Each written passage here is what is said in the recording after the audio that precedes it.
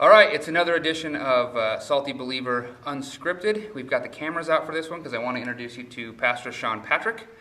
Say hi, Sean. Hi, Sean.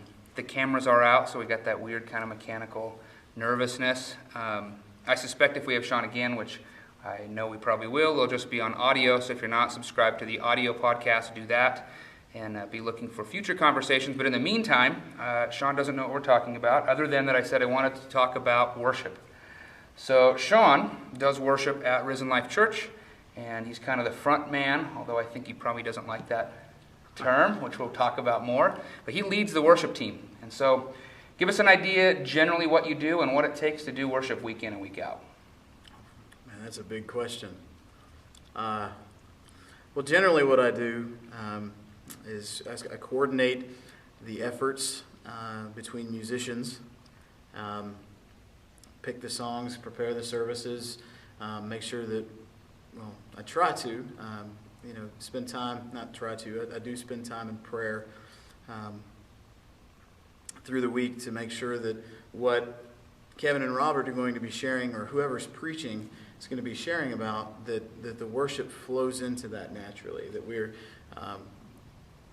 if it can, not all songs really flow into a topic on finances, or a topic on, some of those really tough stuff, like, ministry aspects, so, but what do you mean by flow in? Like, feel, or theologically, or scripturally, or what's that look like?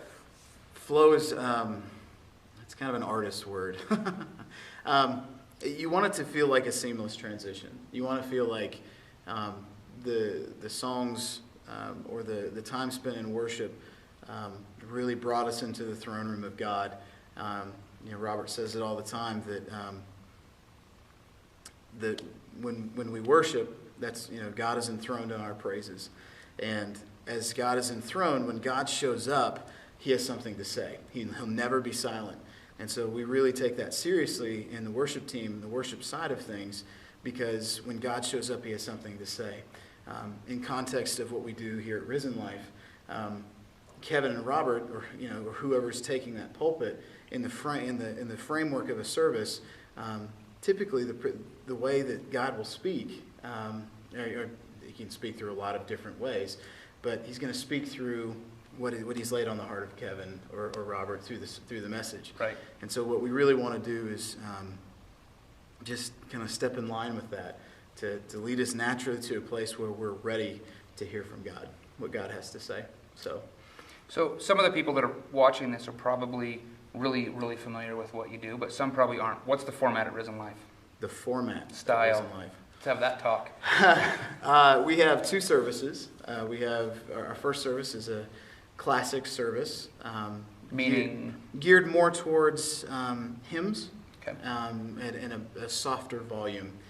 Instrumentation in the first service is an acoustic guitar. I play bass and sing. Drums and keyboard, all played at kind of a softer volume.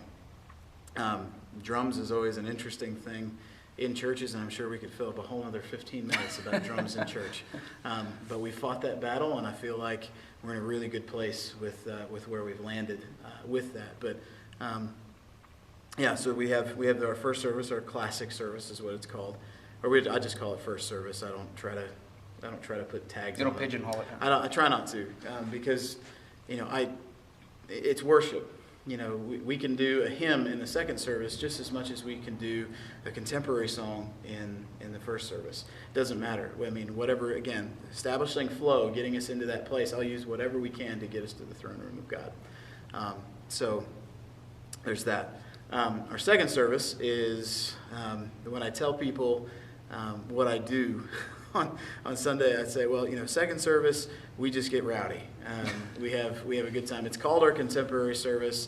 I tell our sound guys to turn it up, but not to the point of pain.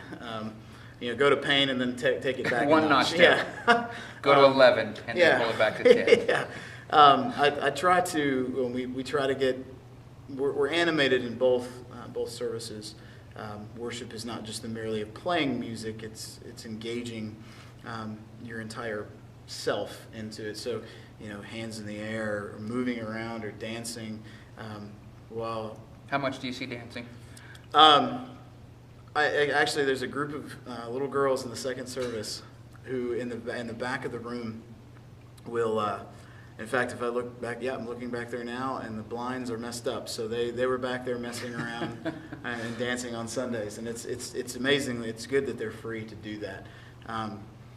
You get a little swaying on Sundays. Some people move, some people kind of bounce a little bit, but it's whatever it takes for them. What we've really tried to do here at Risen Life is create an environment that people are free to worship. I've been in churches before that you're not free. Everyone's standing and holding on to the pew, and I did say the word pew, but they're They can still hold on to the chair. That's true, yeah.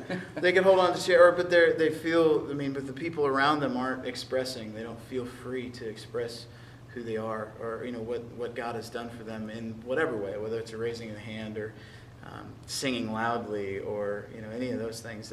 It's just this regimented.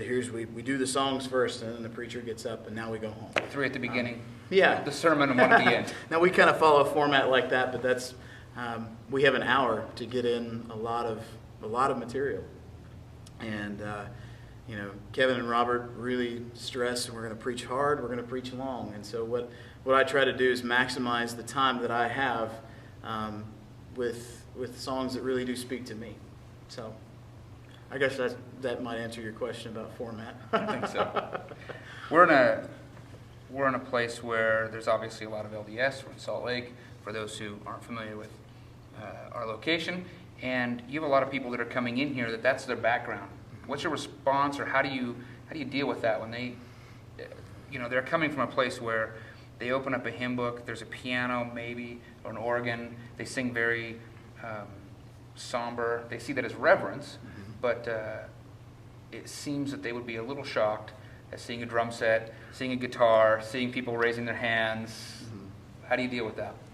I don't know that there's so much of a deal with it as it really does. It takes some folks. We've had the folks come in wearing a full suit and the name tag that says Elder so and so. Hey, he's worn flip-flops on stage. We should probably clarify that. That's if you're here in the summer, that's most likely what you'll see. But we see them come in, and I know that the first note that we play, typically the first song that we do, is a bigger, louder kind of song, and I know that they're going to be shocked, and they're already shocked that they see a full rock band on stage. But I think that regardless of what context they're coming out of for church, rock and roll music still exists, and they know what it is, and so I think that shock factor plays into, wait a minute, you can do this for God? You can do this at church? Yeah, you can play music and really enjoy this, and wait a minute, it's not evil like we've been told. It's not the music is just music. It's just that. And how people choose to use it, that's the motive behind it. That's where those words like evil or good or those kind of things can be attributed to it. But all to the glory of God and joy of the people, right? Right. Yeah, and that's the whole bit. We want to, and I love it. I love watching kind of that shock. But then they realize, wait a minute, they're having fun, and they're doing it, like you said, all to the glory of God. And so it's not about us on stage. It's not about how well we play, how good we sing, how loud we play, or any of those things. But we really do want to spend the time necessary to prepare our hearts for what God's getting ready to say to us. That's good. I want to deal with just one real practical thing that I think plays out in most churches when you have electric music, and then I'll close so we don't go too long on time with what you do with the worship study, the team that's coming together praying and doing a Bible study. But let's start with this. How are you finding balance in the battle over volume? Because there's some that want it quiet, some that want it loud. Everybody wants to tell you their 2 cents and have it their way. How do you deal with that? I found when I came into worship ministry, I served in youth ministry before, when I came into and took over the worship ministry, you get a lot of opinion, and you get a lot of people telling you what they think that music should be, and or what they think that the worship should be. And oftentimes, what worship should be is what they grew up with. And so there's value in that. There's a lot of value in people's opinions. And, you can listen to it or you can choose not to. The way that I approach, if somebody comes up to me and says, I think it should be quieter, or I think it should be louder, is I'll sit there and listen. And, if I get a whole lot of feedback that one Sunday was really loud, maybe it was. Then maybe it was. And people doing, and if I get a whole lot of feedback that I couldn't hear the vocals, or I couldn't hear an instrument, then I take all that into consideration. The bottom line is, God has placed me in this place to lead, and that's one of the things I'm going to do. And so at the end of the day, I get to make that decision until at which place, God or Kevin decides that I'm no longer the person to lead this position, lead in this position. But we have frequent conversations about overall presentation on Sunday mornings, and that includes the volume, that includes the things that you see on the screens. And we want to make sure that we're providing an environment that is welcoming to worship, not hindering to worship. And so if a volume, like I said, I'll use anything that I can to help lead us into the throne room. But I refuse to let volume be one of those stumbling blocks that keeps us out. So if I have to turn it down, I'll turn it down. Sometimes most of the time I'm the guy who wants to turn it up. But there's been some times that I've said, guys, we need to back off here a little bit. And so, it depends on, there's so many things that go into putting that together. But I think that above all, in any ministry position, we're here to serve God and to bring Him glory. And, part of that is listening to the people who are coming and partaking and worshiping with you, right? Right, they're worshiping with us, and so part of that is listening. And so if I would just shut somebody down, that's not a good thing. So well, so I have the benefit of seeing the results and the outpouring of some stuff that you do that's not on Sunday mornings, or that's not a part of the actual gathering in the service, and that is you're doing a Bible study and a prayer. Mm-hmm. As I understand, you're walking through some stuff. Let's talk about that. What's the impact? What are you guys going through? What's the value of that? The mission of Risen Life Church is real life transformation, connect, grow, serve, reach. And we are every bit as much a part of the church as everyone else. And so what I did was take a look at each of those things and saying, how are our lives being transformed by Christ? Our lives being like the worship team, or the whole church, or who's the our? Mainly in the context of the small group of the worship team. Okay. But overall, that does flow out into the church congregation. How are our lives being transformed through the unique gift of being able to present music and play music? How are we connecting with one another and with Christ? How are we growing in our relationships with one another and growing in our relationship with Christ? How are we serving? And then as we added reach, how are we reaching out? And so I really took a look at this and said, well, one of the things that we need to do is, as with everything, is just bathe it in prayer. And so we started with a prayer time. Before we played an instrument, we'd come in and sit down and go through prayer requests, and we have one of our band members will write down all those prayer requests and email them out to us through the week so we can continue to pray. This includes the sound team and everybody involved. Yeah. Okay. Everybody involved on a Saturday rehearsal and who go to put the things together. They're part of it. So we pray together, and then it naturally flowed into a Bible study. And so we we started off with just some devotions, basically what's God saying to you this week. And I would have each one of the members kind of bring something that God was saying to them. And there was a recurring theme without asking for it on worship. And they were all funny how that happens sometimes. well, and it would make sense that the worship team would want to kind of focus on worship, but I didn't. I said, just what's God saying to you? And he constantly was laying worship on our hearts. And so I took it into. I kind of sat there and listened. I was like, wow, okay, well, we need to go through a study on worship. So right now, the worship team, AV sound guys, anybody who's here on Saturday can come and be a part of it. But we're going through a book called The Hallelujah Factor by Jack Taylor. It's one of the best worship books that I've ever read, and it just has to deal with definition of praise, what praise is, what praise does, and then this next week we're going into a word study on the word hallelujah. And so what's cool about that is,